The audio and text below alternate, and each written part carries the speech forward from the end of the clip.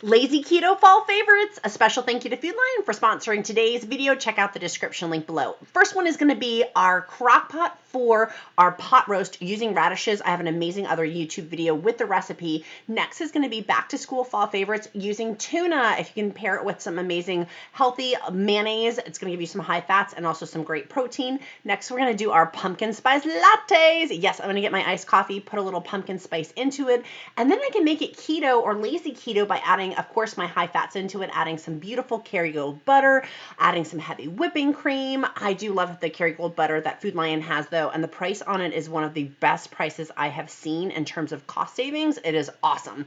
Next, I'm going to do one of my crock pots for Keto Chili. Super, super easy for the slow cooker, getting that Cholula sauce, and then also getting their amazing ground beef. They've got super fresh beef, super fresh produce at Food Lion with local farmers.